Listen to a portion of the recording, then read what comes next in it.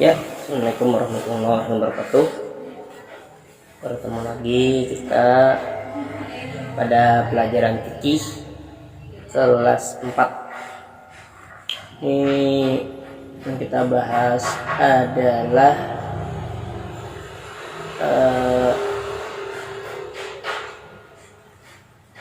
khitan. Dalam bahasa kita itu bersunat. Nah, jadi khitan atau bersunat itu wajib dilaksanakan khususnya yang laki-laki.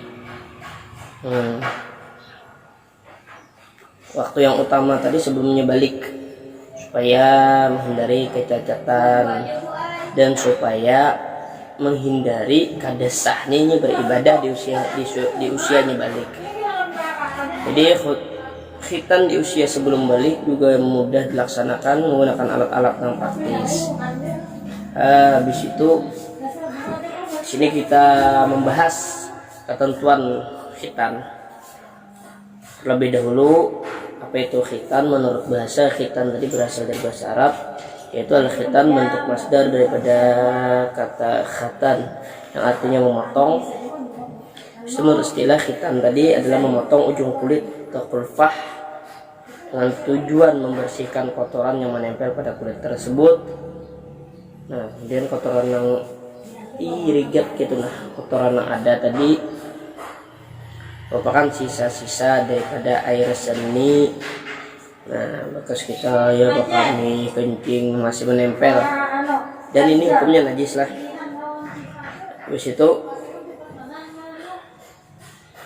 khitan tadi tujuannya dibersihkan tadi supaya syarat ibadah kita tadi diterima tadi. Nah, dan dihukumkan suci kita.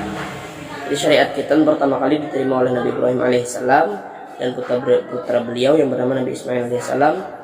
Nah, jadi Nabi Ibrahim menerima syariat ini pada usia 80 tahun, umur 80 tahun sidin. Nah, sedangkan Nabi Ismail itu adalah berumur 13 tahun. Bagaimana hadis Rasulullah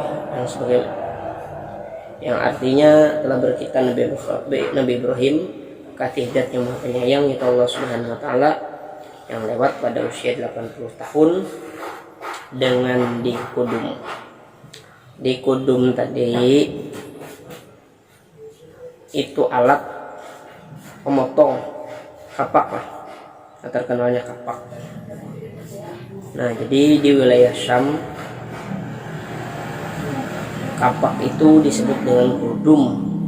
Bahasa Arabnya digunakan di wilayah Syam. Syariat ini diturunkan kepada Nabi Muhammad dan umatnya. Ya, orang yang melaksanakan sunat tadi atau khitan tadi adalah syariat dari Allah.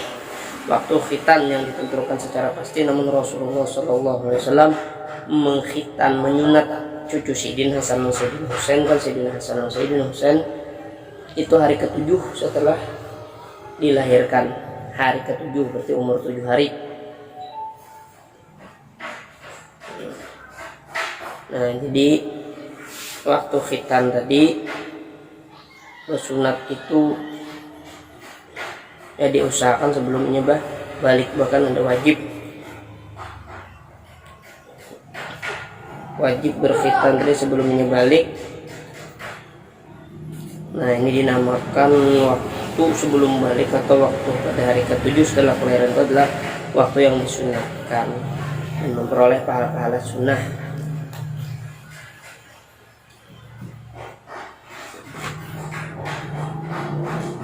Dan sebelum balik tadi adalah waktu diwajibkan untuk berkhitan. Kemudian di sini kita membahas hukum. Jadi hukum khitan ini ada dua. Yang pertama wajib untuk anak laki-laki, sunnah untuk anak perempuan. Nah, khitan bagi anak perempuan hanya sebagai fadilah dan keutamaan. Maksudnya mengambil fadilah keutamaan daripada khitan tadi. Pendapat ini dikemukakan oleh Imam Syafi'i, Imam Ahmad, sebagai Imam Malik, Tetapi ada sebagian ulama lainnya yang mengatakan bahwasanya hukum khitan adalah sunnah. Pendapat ini didukung oleh Imam Hanafi. Pendapat ini didasarkan pada sebuah hadis yang artinya khitan itu sunnah bagi laki-laki dan diutamakan lagi perempuan. Hadis riwayat Imam Muslim. Berdasarkan dua pendapat tersebut, paling kuat adalah pendapat yang mengatakan hukum khitan bersunat tadi adalah wajib. Dalil ini diperkuat dengan alasan bahwa khulfah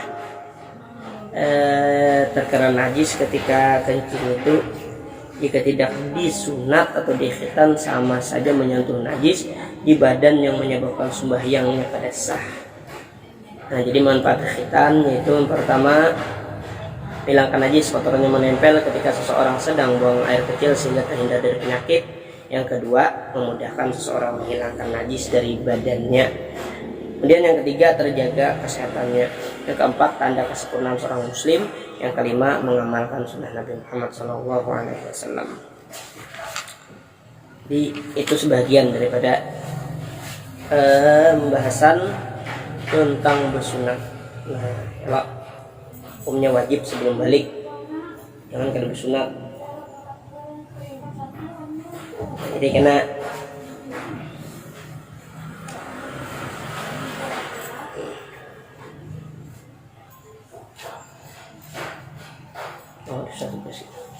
ya, ini saja penjelasan materi tentang khitan. Setelah khilafnya mohon dimaafkan. Assalamualaikum warahmatullahi wabarakatuh.